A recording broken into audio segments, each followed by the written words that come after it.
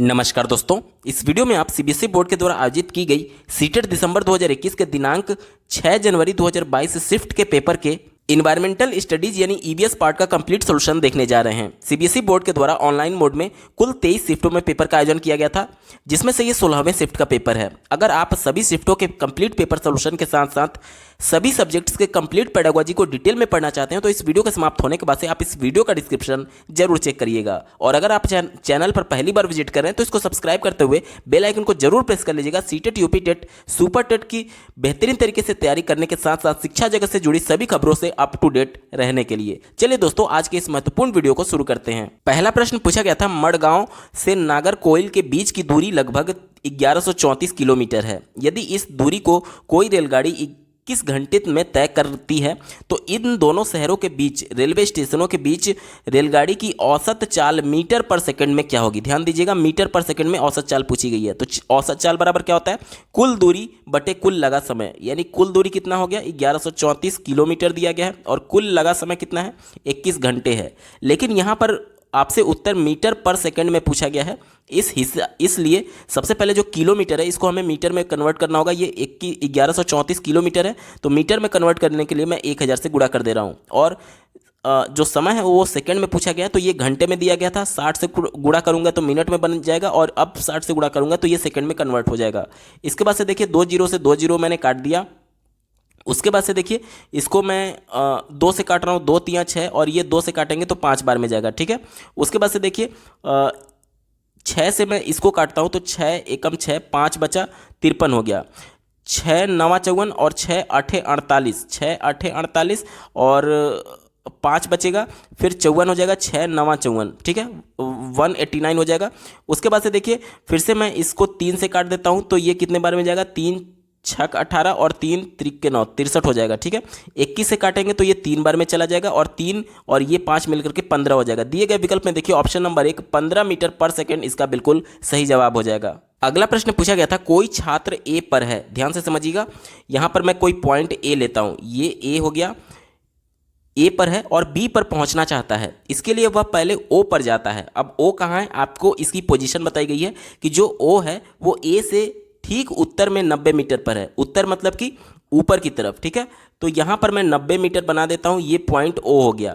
ठीक है, ये कितना हो गया, 90 मीटर। आगे देखिए, और फिर ओ से बी पर ठीक पश्चिम दिशा में 120 मीटर दूरी तय करके पहुंचता है। ओ से 120 मीटर की दूरी तय करता है और बी पॉइंट पर पहुंच जाता है। ठीक है, ये बी पॉइंट हो गया।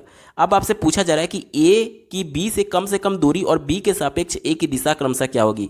तो कम से कम दूरी ये विकर्ण वाला होगा और चूंकि ये 90 अंश का कोण है यानी कि यहाँ पर हम लोग पाइथागोरस प्रमेय लगा सकते हैं। ये इसका कर्ण हो गया। कर्ण की लंबाई निकालने के लिए अंडर रूट लंब का स्क्वायर प्लस आधार का स्क्वायर किया जाता है। ठीक है, तो उस फॉर्मूले से जब आप इसको सॉल्व करेंगे तो इसका मान आएगा 150। वैसे भी मैं आपको क्लियर करता हूँ। देखिए यहाँ पर जो लंब दिया गया है ये 90, इसको मैं 30 से काट दूँ और इसको जो आधार दिया गया है अगर इसको भी 30 से काट दूँ तो क्या हो जाएगा, ये 3 में कन्वर्ट हो जाएगा और ये 4 में कन्वर्ट हो जाएगा। अब 3 4 का ट्रिपलेट आपने पढ़ा होगा कि 3 4 और उस समय उसका कर्ण 5 होता है। तो चूंकि हमने 30 से काटा था तो ये यहाँ पर कर्ण चूंकि 5 आएगा तो 30 से मल्टीप्लाई कर देंगे तो आपका मान 150 आ जाएगा। डायरेक्टली आप इस प्रकार से कैलकुलेशन कर पाएंगे। ये आप तभी कर पाएंगे जब आपकी अच्छी खासी प्रैक्टिस होगी। इसके लिए बहुत प्रैक्टिस करने की आवश्यकता है। इस तरीके से मन में ही आप प्रश्नों को सॉल्व कर लेंगे बिना फालतू के कैलकुलेशन करने से और आपका समय भी बचेगा। ठीक है, ये तो हो गया कि उत्तर कितना होगा, 150 मीटर होगा। अब आपसे बी के सापेक्ष ए की पोजीशन पूछा गया था, मतलब कि यहां से ए किस दिशा में हमसे पूछा जा रहा है। तो इसके लिए देखिए बी से ए आप कैसे आ सकते हैं। सबसे पहले तो आप यहां से नीचे आएंगे, यानी कि नीचे का मतलब क्या होता है, साउथ होता है, और उसके बाद इधर जाएंगे यानी कि साउथ, और इधर का मतलब क्या हो गया, पूरब हो गया, यानी कि साउथ ईस्ट हमारा सही जवाब होगा। अब चलिए विकल्पों में चलते हैं। दिए गए विकल्प में देखिए ऑप्शन नंबर 3 150 मीटर हमारा उत्तर आया था और साउथ ईस्ट आया था, यानी दक्षिण पूर्व इसका बिल्कुल सही जवाब होगा। अगला प्रश्न पूछा गया है, निम्नलिखित में से स्लॉथ के बारे में सही कथन का चुनाव कीजिए। आइए आपको स्लॉथ भाई साहब से मिलवाता हूं। स्क्रीन पर आप स्लॉथ का इमेज देख पा रहे हैं।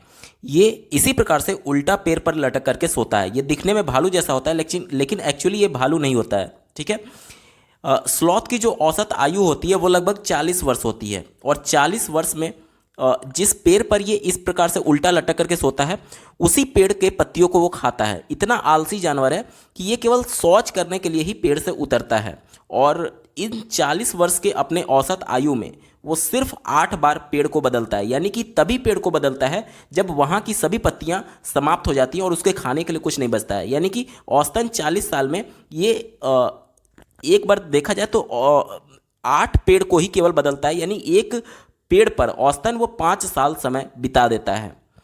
इसके साथ ही साथ ये दिन भर में 24 घंटे में लगभग 17 घंटे इसी प्रकार से उल्टे लटक करके सोता है।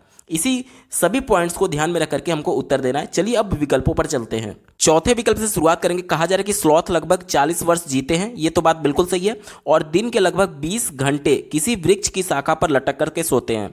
ये 20 घंटे नहीं सोता है बल्कि 17 घंटे सोता है। इस वजह से ये गलत हो जाएगा, हमारा उत्तर नहीं होगा। तीसरा देखिए, स्लॉथ लगभग 17 वर्ष जीते हैं, तो ये गलत है। स्लॉथ की आयु लगभग 40 वर्ष होती है, तो ये आगे पढ़ने की आवश्यकता नहीं है, ये विकल्प गलत हो गया। तीसरा देखिए, स्लॉथ लगभग 10 वर्ष जीते हैं, तो ये भी गलत है। स्लॉथ की औसत आयु लगभग 40 वर्ष होती है, आगे पढ़ने की आवश्यकता नहीं है। एक ही विकल्प बचा, ऑप्शन नंबर 1 देखिए, स्लॉथ लगभग 40 वर्ष जीते हैं और दिन के लगभग 17 घंटे वृक्षों की शाखा पर उल्टे सिर लटकाकर मस्ती से सोते हैं। ये विकल्प बिल्कुल पॉजिटिव है और यही इसका सही जवाब होगा। अगला प्रश्न पूछा गया था, सर्दियों में ऊनी वस्त्र हमें गर्म रखते हैं, ऊन के उष्मारोधी होने का क्या कारण है?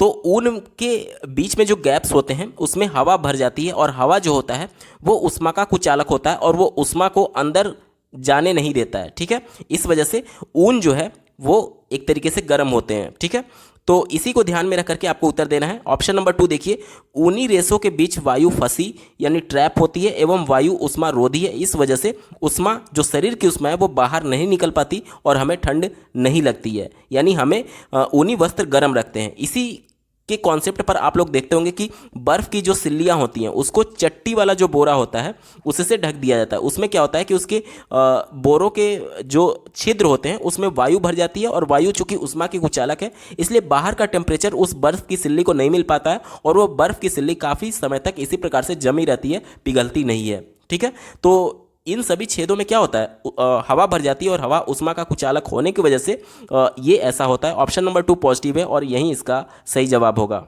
अगला प्रश्न पूछा गया है, कक्षा 5 की पाठ्यपुस्तक में छपे गोलकोंडा के किले के मानचित्र में 1 सेंटीमीटर जमीन पर 110 मीटर की दूरी दर्शाई गई है। इस मानचित्र में फतेह दरवाजे और बंजारा दरवाजे के बीच की दूरी 14.2 सेंटीमीटर है। जमीन पर इन दोनों दरवाजों के बीच की कम से कम दूरी कितनी होगी, आपसे पूछा जा रहा है। तो ध्यान से देखिएगा, 1 सेंटीमीटर कितने को दर्शाया गया है, 110 मीटर को दर्शाया गया है। तो सिंपली यूनिटरी मेथड से हम लोग सॉल्व करेंगे कि 14.2 सेंटीमीटर कितने को दर्शाएगा, तो 110 गुणे 14.2 हो जाएगा। ठीक है, यहाँ से देखिए 0 से ये दशमलव खत्म हो जाएगा, यानी कि अब हमारा मान क्या आ जाएगा, 142 गुणे 11। 11 से गुणा करिए तो 11 दूनी 22, हासिल बचा 2, फिर 11 चौक 44 और 2 46, हासिल बचा 4, फिर 11 और 4 15, 1562 मीटर होगा। अब इसको किलोमीटर, देखिए यहाँ पर सभी विकल्प किलोमीटर में दिए गए हैं, तो इसको किलोमीटर में बदलने पर चूंकि 1 किलोमीटर में 1000 मीटर होता है, तो सिंपली इसमें हम लोग को 1000 से भाग दे देना होगा, यानी कि हमारा मान क्या आ जाएगा, 1.562 किलोमीटर। दिए गए विकल्प में देखिए ऑप्शन नंबर 3 1.562 किलोमीटर इसका सही उत्तर होगा। अगला प्रश्न पूछा गया है, 3 राज्यों का ऐसा समूह जिनके किसी किनारे पर अरब सागर है, कौन सा है? स्क्रीन पर आप भारत का नक्शा देख पा रहे होंगे। यहाँ पर देखिए ये अरब सागर है और आपसे प्रश्न में पूछा गया था 3 ऐसे राज्य जिनका कोई एक कोना यानी एक छोर इस अरब सागर से मिलता हो। तो यहाँ पर देख लीजिए, एक राज्य हो जाएगा गुजरात, दूसरा हो जाएगा महाराष्ट्र, इसके बाद से देखिए गोवा, कर्नाटक, केरल। अब इनमें से कोई भी 3 आपको विकल्प में दिया होगा, उसी विकल्प का चुनाव हमको करना है। फिर से मैं एक बार रिपीट करता हूँ, अरब सागर का एक छोर यानी एक तट जिस भी राज्य से जुड़ा है उसका नाम है गुजरात, महाराष्ट्र, गोवा, कर्नाटक और केरल। चौथे विकल्प से शुरुआत करेंगे, दिया गया है महाराष्ट्र, केरल और पश्चिम बंगाल। पश्चिम बंगाल का तट नहीं था, हमारा उत्तर नहीं होगा। तीसरे विकल्प में देखिए ओडिशा दिया गया है, ये भी नहीं था, हमारा उत्तर नहीं होगा। दूसरे में देखिए आंध्र प्रदेश दिया गया, ये भी उत्तर नहीं होगा। एक ही विकल्प बचा, देखिए केरल, कर्नाटक और महाराष्ट्र। इन सबका जो एक छोर था वो अरब सागर से टच हो रहा था, यानी कि यही इसका पॉजिटिव और सही जवाब होगा। अगला प्रश्न पूछा गया था, एक ऐसा नाच जिसमें जमीन पर बांस की डंडी लेकर 2-2 लोग की जोड़ी आमने सामने बैठती है, ढोल की ताल पर डंडियों को जमीन पर पीटते हैं और ताल के अनुसार डंडियों के बीच लोग एक कतार में खड़े होकर के कूदते हैं और नाचते हैं। इस नाच का नाम तथा उस राज्य का नाम जहां लोग इसे नाचते हैं क्रमशः क्या है? तो ये चिराओ नाच बोला जाता है, चिराओ नृत्य बोला जाता है और ये मिजोरम के लोग करते हैं। ऑप्शन नंबर 3 इसका बिल्कुल पॉजिटिव है और यही इसका सही जवाब होगा। अगला प्रश्न पूछा गया था, संसार की 5वीं और भारत की पहली ऐसी महिला जिन्होंने माउंट एवरेस्ट की चोटी पर कदम रखा था, उनका नाम क्या है? तो भारत की पहली महिला जिन्होंने माउंट एवरेस्ट की चढ़ाई की थी, उनका नाम बछेंद्री पाल है। ऑप्शन नंबर 1 देखिए, ये बिल्कुल पॉजिटिव और यही इसका सही जवाब होगा। अगला प्रश्न पूछा गया था, प्रसिद्ध भारतीय त्योहारों जैसे कि होली और दीपावली के विषय में नीचे दिए गए कथनों में से सही कथन का चुनाव करिए। तो यहाँ पर देखिए, दिवाली जो होता है वो अमावस्या को मनाया जाता है और जो होली होता है वो पूर्णिमा को मनाया जाता है। ये विकल्प बिल्कुल पॉजिटिव है और यही इसका सही जवाब होगा। अगला प्रश्न पूछा गया है, रेगिस्तानी ओक के विषय में नीचे दिए गए कथनों पर विचार करिए। तो सबसे पहले इसके बारे में जान लेते हैं। तो ये इसकी हाइट बहुत ज़्यादा नहीं होती है, ज़्यादा से ज़्यादा 10 से 11 फीट ही इसकी हाइट होती है, ठीक है। और ये रेगिस्तानी क्षेत्र में पाए जाते हैं, इस वजह से इनमें पत्तियां बहुत कम होती है, क्योंकि पत्तियां अगर ज़्यादा रहेंगी, चौड़े पत्ते रहेंगे तो जो जल का वाष्पोत्सर्जन है वो बहुत ज़्यादा होगा। और चूंकि रेगिस्तान में जल की कमी होती है, इस वजह से यहाँ की जो पत्तियां होती हैं, इस पेड़ की जो पत्तियां होती हैं वो नुकीले नुकीले इस प्रकार से बदल जाती हैं ताकि जल का वाष्पोत्सर्जन कम से कम हो सके। और इनके जो तने हैं वो जल एकत्रित करने का काम करते हैं, ठीक है। लेकिन इनकी जो जड़ें हैं वो जल की तलाश में बहुत ज़्यादा नीचे गहराई तक चली जाती हैं। और साथ ही साथ ये उत्तरी गोलार्ध में, चाइना में और साथ ही साथ एक तरीके से बात करें तो मलेशिया से लेकर के हिमालय, चीन, उत्तरी अमेरिका समेत उत्तरी ध्रुव में पाया जाता है, ठीक है। इन्हीं सबको ध्यान में रख करके आपको उत्तर देना है। पहले विकल्प से शुरुआत करेंगे कि यह वृक्ष लगभग किसी सामान्य कक्षा के कमरे की ऊंचाई तक बढ़ता है। ये बात करें अगर एक सामान्य कमरे की हाइट अगर देखें तो 10 से 11 फीट होता है। तो अभी मैंने आपको बताया स्टेटमेंट कि इसकी हाइट लगभग 10 से 11 फीट होती है, तो ये बात बिल्कुल सही है, कमरे की हाइट के बराबर इसकी हाइट होती है, ठीक है। अगला देखिए, ये कहा जा रहा है कि यह वृक्ष अबू धाबी में पाया जाता है। तो ये अबू धाबी में नहीं पाया जाता है, ये विकल्प निगेटिव है, हमारा उत्तर नहीं होगा। तीसरा देखिए, इस वृक्ष के तने में जल एकत्र होता है। स्थानीय लोग को जब जल की आवश्यकता होती है तो पाइप से जल निकाल करके पीते हैं, ये विकल्प बिल्कुल पॉजिटिव है। मैंने स्टेटमेंट में आपको बताया था कि तने में जल एकत्रित हो जाता है, ठीक है। और चौथा देखिए, इस वृक्ष की जड़ें वृक्ष की ऊंचाई की लगभग 30 गुनी गहराई तक नीचे जमीन के भीतर जाती है जब तक कि जल तक ना पहुंच जाए। तो ये जल को अवशोषित करने के लिए जल के तलाश में बहुत गहराई तक चली जाती है, ठीक है। तो ये विकल्प भी बिल्कुल पॉजिटिव है, हमारा उत्तर होगा।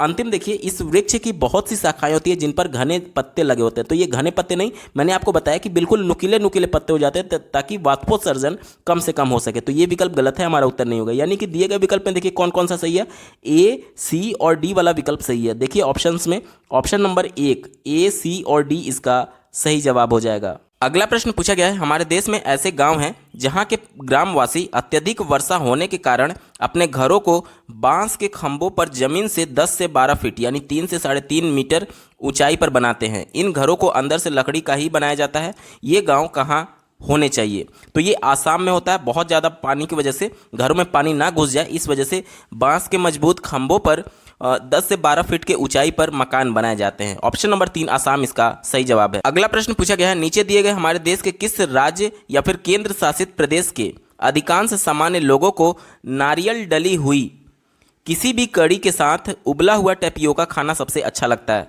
तो ये केरल में खाना लोग पसंद करते हैं। ऑप्शन नंबर 4 केरल इसका बिल्कुल सही जवाब होगा। अगला प्रश्न पूछा गया है, बिहार राज्य के लोगों के लिए मधुमक्खी पालन की प्रक्रिया शुरू करने की सर्वोत्तम समय कौन सा होता है? तो सर्वोत्तम समय की बात करें तो अक्टूबर से दिसंबर के बीच होता है, और कहीं कहीं विकल्प में आपको सितंबर से दिसंबर के बीच दिया रहेगा, तो वो भी आपका सही है।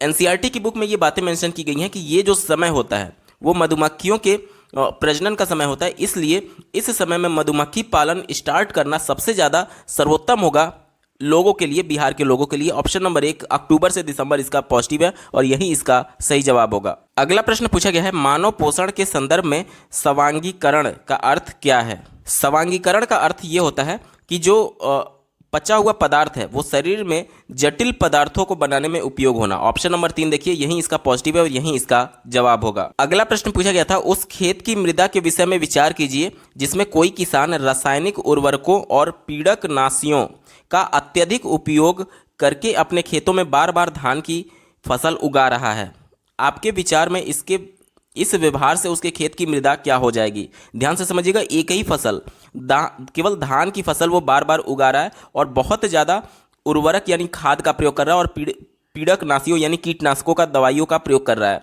तो इससे क्या होगा कि देखिए, हम लोग फसल चक्र के बारे में पढ़ते हैं, तो फसल चक्र के दौरान एक फसल के बाद दूसरी फसल बोया जाता है, और जब एक फसल बोया जाता है तो उसके बाद जब दूसरा फसल बोया जाता है तो उसमें बहुत डिफरेंस होता है। मतलब कि एक फसल का जो जड़ है वो थोड़ा अंदर तक जाएगा जमीन में, और दूसरे का जड़ ऊपर ऊपर रहता है, मतलब कि उतना अंदर नहीं जाता। इससे क्या होता है कि जमीन में जो मृदा की उर्वरक शक्ति है, जो नेचुरल उर्वरक शक्ति है, वो बनी रहती है। और बार बार जब आप धान की फसल को ही बोएंगे तो उर्वरक शक्ति इस प्रकार से बहुत ज़्यादा धीरे धीरे क्षीण होती चली जाएगी, और अत्यधिक जब आप उर्वरक का प्रयोग करते हैं तो जो फसल होता है वो मृदा की जो वास्तविक उर्वरक शक्ति है वो खत्म हो जाएगी, और जो फसल होते हैं वो केवल और केवल उस उर्वरक पर ही निर्भर हो जाएंगे। ठीक है, तो जो वास्तविक मृदा की उर्वरक शक्ति वो खत्म होकर के मृदा जो है वो धीरे धीरे बंजर में कन्वर्ट हो जाएगी। इसी को ध्यान में रख करके हम लोग को उत्तर देना है।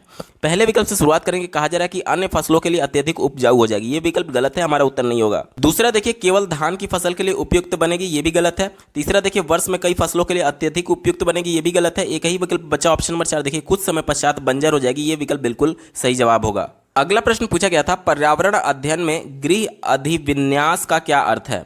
गृह अधिविन्यास को अंग्रेजी में होम असाइनमेंट बोलते हैं, यानी सीधे शब्दों में आप समझ लीजिए कि जो आपको होमवर्क दिया जाता है उसके बारे में पूछा जा रहा है कि होमवर्क देने का क्या अर्थ है। तो किसी भी सब्जेक्ट में जब होमवर्क दिया जाता है तो उसका मतलब ये है कि बच्चे जो कक्षा में पढ़े हैं उसका विस्तार करें, घर पर जाकर के उसको एक्सप्लोर करें, और साथ ही साथ जब वो होमवर्क करके अगले दिन विद्यालय में लाएंगे तो टीचर उनके होमवर्क में किए गए कार्यों के आधार पर ये समझ सकता है कि बच्चों को कल जो कॉन्सेप्ट पढ़ाया गया था उसमें बच्चे कंफर्टेबल हैं, यानी समझ में आया है अथवा नहीं। जो बच्चा होमवर्क गलत तरीके से किया होगा या फिर सही नहीं किया होगा, उसके होमवर्क को देख करके टीचर समझ सकता है कि हो सकता है कि बच्चे को कॉन्सेप्ट समझ में ना आया हो। तो इसके दो प्रमुख उद्देश्य होते हैं। पहला तो जो कक्षा में पढ़ाया गया उसको इलेबोरेट करे, विस्तारित करे बच्चा घर पर जाकर के, और दूसरा बच्चों के मूल्यांकन के लिए एज ए टीचर आप उसका उपयोग कर सकते हैं। इसी को ध्यान में रख करके हम लोग उत्तर देना है। पहला दिया गया पुनरावृत्ति और शुद्धिकरण, ये भी एक तरीके से पॉजिटिव जरूर है लेकिन उतना अप्रोप्रिएट नहीं है, इस वजह से मैं स्टार लगा रहा हूं, आगे आपको पता चलेगा क्यों।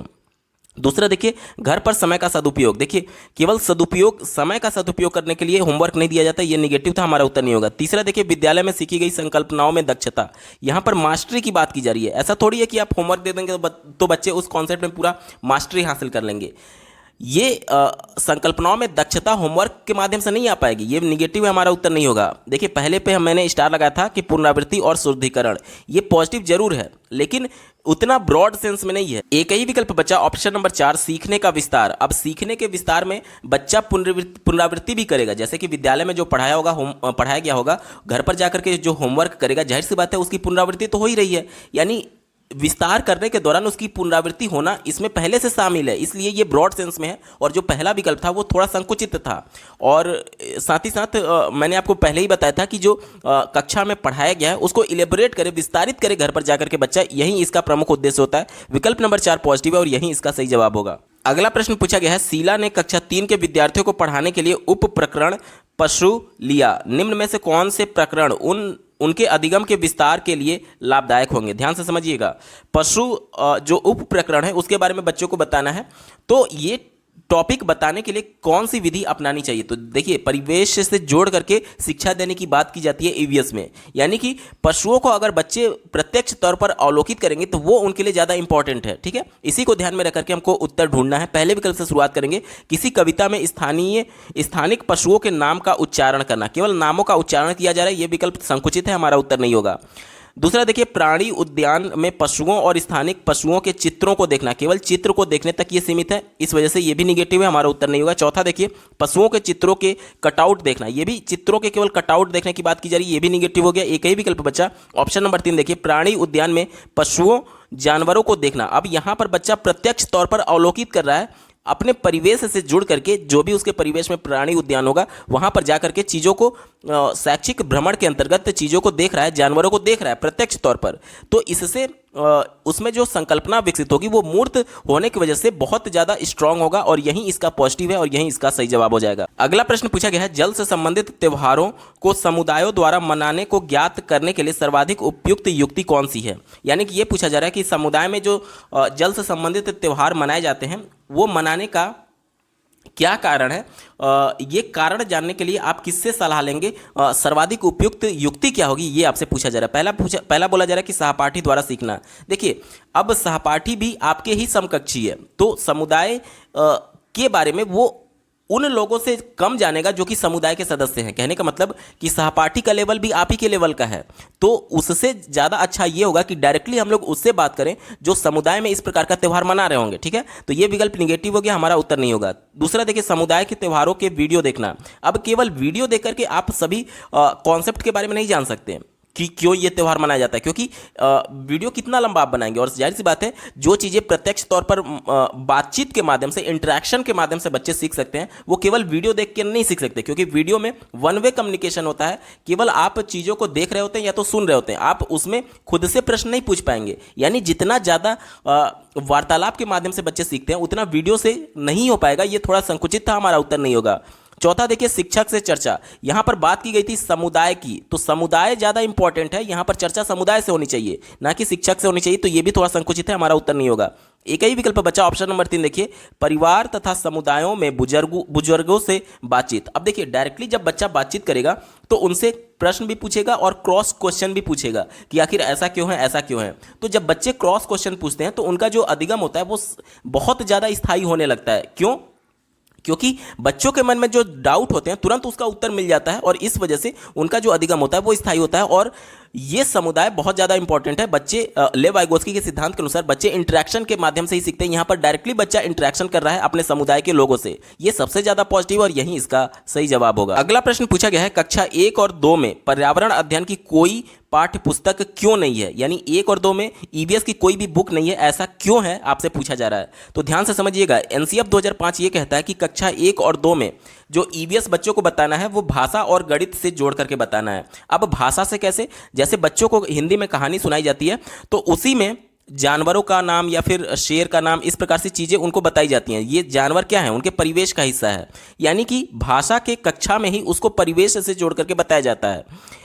या फिर कहानी भी इस प्रकार से पिरोया जाता है ताकि बच्चा अपने दैनिक जीवन में उन सभी गतिविधियों को देख रहा होता है। यानी कि उसके परिवेश से जोड़ना। परिवेश क्या है, उसके पर्यावरण का हिस्सा है, और पर्यावरण क्या है, ईवीएस का पार्ट है। ठीक है, तो इसी प्रकार से भाषा हो गया। और गणित कैसे बताया जाता है, जैसे देखिए, बच्चे को गणित की संकल्पना, मान लीजिए गिनती बताना है, 1 बताना है, तो 1 अंक लिखा रहेगा और उसके बुक में आगे एक बिल्ली का चित्र बना रहेगा। बिल्ली क्या है, बिल्ली उसके परिवेश का हिस्सा है। बालक जब प्लेवे स्कूल में या फिर प्राइमरी में भी नहीं जा रहा है, फिर भी वो बिल्ली को देखा होगा अपने परिवेश में। यानी कि बच्चे के परिवेश, बच्चे के पर्यावरण में जो चीज़ प्रत्यक्ष तौर पर उसने मूर्त अवस्था में देखा है उसको गणित से जोड़ करके बताया जाता है। यानी कि गणित के ही माध्यम से ईवीएस की शिक्षा उसको दी जा रही है।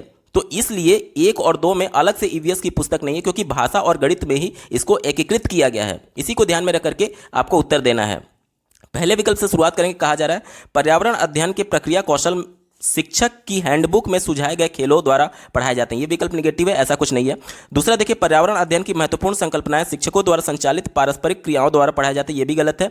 तीसरा देखिए, पर्यावरण अध्ययन से संबंधित संकल्पनाएं और कौशल भाषा और गणित के द्वारा सिखाए जाते हैं। ये विकल्प बिल्कुल पॉजिटिव है। एनसीएफ 2005 यही कहता है, यही इसका बिल्कुल सही जवाब हो जाएगा। चौथा देख लेते हैं, पर्यावरण अध्ययन से संबंधित संकल्पनाएं और कौशल भाषा शिक्षण द्वारा दिए जाते हैं। ये केवल भाषा तक सीमित नहीं है बल्कि गणित से भी जुड़ा हुआ है, इस वजह से ये गलत हो जाएगा, हमारा उत्तर नहीं होगा। विकल्प नंबर 3 पॉजिटिव और यही इसका सही जवाब होगा। अगला प्रश्न पूछा गया है, निम्न में से कौन सामाजिक सांस्कृतिक वातावरण का उदाहरण है। ध्यान से समझिएगा, सामाजिक सांस्कृतिक लेव वाइगोत्स्की के सिद्धांत से जुड़ा हुआ एक महत्वपूर्ण टर्म है। उन्होंने ये बताया कि बच्चे लोगों से इंटरेक्शन अंतःक्रिया करके ही सीखते हैं। अब लोगों से इंटरेक्शन कैसे करेंगे बच्चे, जल से यानी पानी से तो बात करेंगे नहीं, ये विकल्प गलत हो गया। जंगल से बात करेंगे नहीं, ये विकल्प गलत हो गया। स्मारक से बात करेंगे नहीं, ये विकल्प गलत हो गया। एक ही विकल्प बचा, समुदाय। समुदाय में बच्चे एक्टिवली इंटरेक्शन करके सामाजिक सांस्कृतिक वातावरण में सीख सकते हैं। तो सबसे ज्यादा अप्रोप्रिएट उदाहरण कौन सा है, समुदाय, इसका बिल्कुल सही जवाब होगा। अगला प्रश्न पूछा गया था, पर्यावरण अध्ययन की संकल्पनाओं को प्राथमिक स्तर पर प्रस्तुत करने का उपागम ऐसा है कि विद्यार्थियों को भोजन, आश्रय इत्यादि के विषय में ज्ञात करने के लिए अपने परिवार और समुदाय के सदस्यों से परामर्श लेना पड़ता है। इसका कारण क्या है?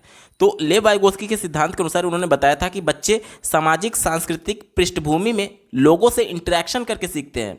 तो ये परिवार के सदस्य और समुदाय के लोग क्या हैं? उनके सामाजिक सांस्कृतिक पृष्ठभूमि का पार्ट है और उनसे ही इंटरेक्शन अंतःक्रिया करके बच्चे सीखेंगे। इसी को ध्यान में रख करके हमें उत्तर देना है। पहले विकल्प से शुरुआत करेंगे। दिया गया है विद्यार्थी अपने परिवार और समुदाय के सबसे निकट होते हैं, इस वजह से ऐसा किया जाता है। ये विकल्प गलत है, हमारा उत्तर नहीं होगा। दूसरा देखिए, परिवार और समुदाय भोजन, आश्रय इत्यादि के संबंध में अत्यधिक जानकारी रखते हैं, इस वजह से ऐसा होता है, ये भी गलत है। चौथा देखिए, पियाजे के मनोवैज्ञानिक नियम सीखने की सामाजिक अन्योन्य क्रियाओं पर आधारित है। तो ये पियाजे ने नहीं कहा था, सामाजिक शब्द जो है वो लेव वाइगोत्स्की का है, तो ये पियाजे के अनुसार बताया जा रहा है, गलत है। एक ही विकल्प बचा ऑप्शन नंबर 3 देखिए, अधिगम का प्राथमिक स्रोत विद्यार्थियों की सामाजिक सांस्कृतिक पृष्ठभूमि है। यही विकल्प सबसे ज़्यादा पॉजिटिव है, क्योंकि लेव वाइगोत्स्की के सिद्धांत के अनुसार बच्चे सामाजिक सांस्कृतिक पृष्ठभूमि में इंटरेक्शन करके ही सीखते हैं। यही इसका पॉजिटिव और यही इसका जवाब होगा।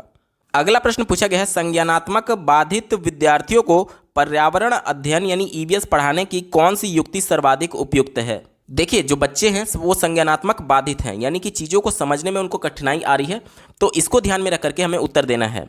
पहले विकल्प से शुरुआत करेंगे। कहा जा रहा है कि कक्षा में मिश्रित सहपाठी समूह बनाना। मिश्रित सहपाठी मतलब कि जिसमें संज्ञानात्मक बाधित भी है और सामान्य बालक भी हैं। तो ये इतना पॉजिटिव तो जरूर है, लेकिन इतना अप्रोप्रिएट नहीं है, इस वजह से मैं स्टार लगा रहा हूँ। आगे आपको पता चलेगा क्यों। दूसरा देखिए, पढ़ाने के लिए श्रव्य पाठों को अधिक विकास करना। केवल श्रव्य पाठों की बात की जा रही है, तो कक्षा में, समावेशी कक्षा में अन्य बालक भी होंगे जो कि एक तरीके से जो श्रवण बाधित होंगे, जो चीज़ों को सुन नहीं सकते, तो उनके लिए कठिनाई हो जाएगी अगर केवल श्रवण पाठों पर ही, अगर श्रव्य पाठों पर ही केवल चीज़ों को फोकस किया जाए, तो ये निगेटिव हो गया, हमारा उत्तर नहीं होगा। चौथा देखिए, स्पर्शी शिक्षण अधिगम सामग्रियों का अधिक उपयोग करें। स्पर्शी शिक्षण कहने का मतलब कि जो दृष्टि बाधित है उनके लिए तो ये फेवरेबल कंडीशन है, लेकिन जो सामान्य बच्चे हैं या फिर जो एक तरीके से अन्य बच्चे हैं उनके लिए ये कंफर्टेबल नहीं होगा, क्योंकि हर चीज़ को आप बच्चे को कक्षा में छू करके स्पर्श करा नहीं सकते हैं, ये प्रैक्टिकली पॉसिबल ही नहीं है। तो ये विकल्प संकुचित था, केवल दृष्टिबाधित बच्चों तक के लिए उपयुक्त होगा, इस वजह से ये हमारा उत्तर नहीं होगा। एक ही विकल्प बचा ऑप्शन नंबर 3 देखिए, कार्यों को भागों में बांटे और पृथक रूप से भागों को पूरा करें। ये विकल्प बिल्कुल सही है। देखिए, जब भी कार्यों को कई भागों में बांट दिया जाता है और सभी बच्चों में कार्य को बांट दिया जाता है, तो प्रत्येक बच्चा उस समूह में एक्टिवली पार्टिसिपेट कर पा रहा होता है। तो जो बच्चा अभी तक संज्ञानात्मक समझ विकसित नहीं कर पा रहा था, जब खुद करके सीखेगा तो जाहिर सी बात है कुछ ना कुछ वो चीज़ों को जरूर सीखेगा। क्योंकि आज हम लोग अन्वेषण की बात करते हैं, राष्ट्रीय शिक्षा नीति 2020 और एनसीएफ 2005 दोनों संरचनावादी पर जोर देता है, यानी बच्चे अपने ज्ञान की रचना स्वयं करेंगे खोज करके। तो बच्चे को ये जरूरी है कि उसको पार्टिसिपेट कराया जाए, सक्रिय रूप से भागीदारी दिलाया जाए कक्षा में, और यही विकल्प सक्रिय भागीदारी की बात कर रहा है। ऑप्शन नंबर 3 पॉजिटिव और यही इसका सही जवाब हो जाएगा।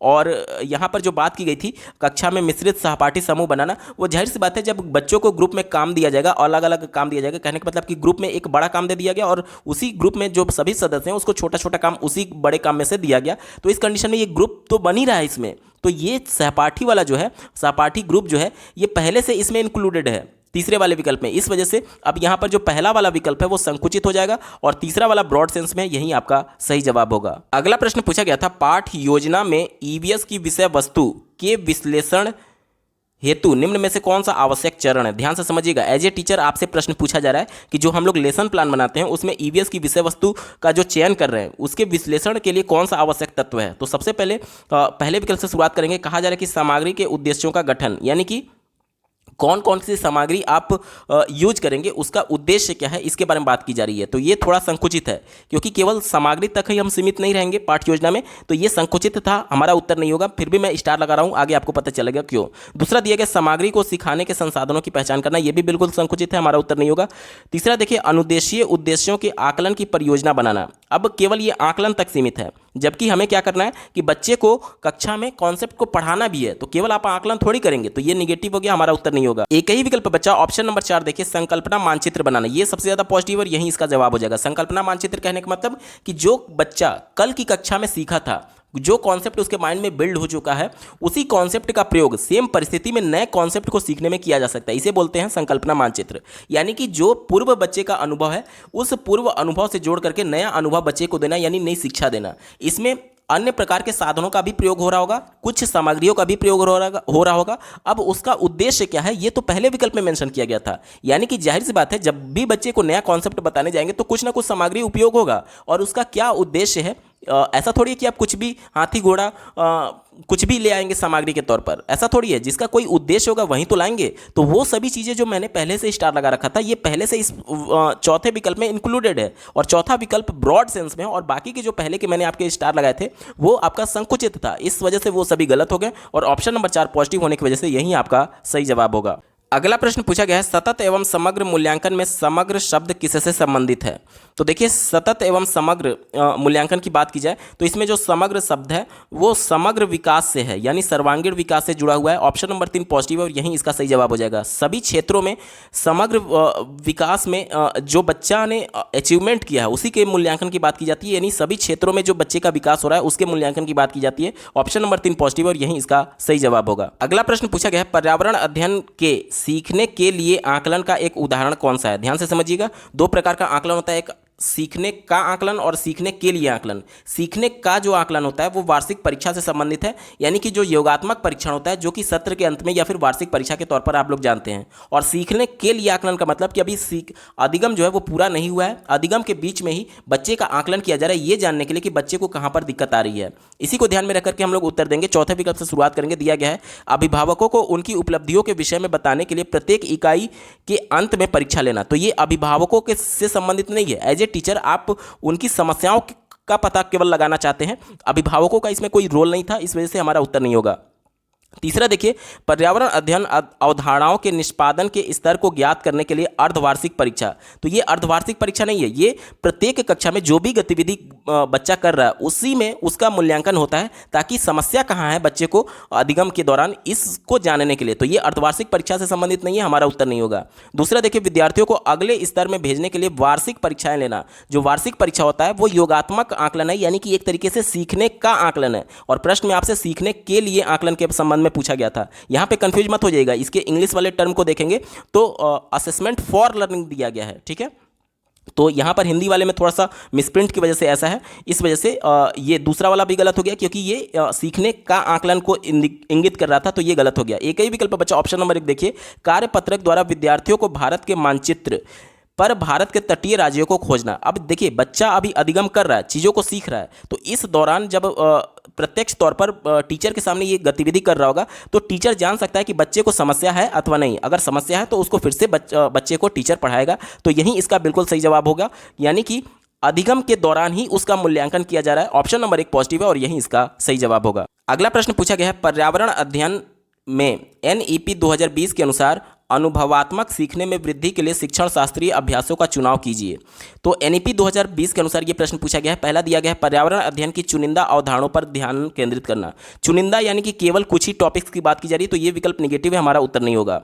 दूसरा देखिए, पर्यावरण अध्ययन के शिक्षण में कला का एकीकृत करना। तो ये NEP 2020 यानी राष्ट्रीय शिक्षा नीति 2020 में बातें मेंशन की गई है, ये हमारा बिल्कुल सही जवाब होगा। तीसरा देखिए, पर्यावरण अध्ययन के लिए शिक्षण में कहानी कहने को एकीकरण करना। कहानी के माध्यम से भी बच्चे सीखते हैं EVS में, तो ये भी बिल्कुल पॉजिटिव है, हमारा उत्तर होगा, ठीक है। यानी कि केवल B और C वाला हमारा सही जवाब होगा। दिए गए विकल्प में देखिए, ऑप्शन नंबर 3 केवल B और C इसका सही उत्तर है।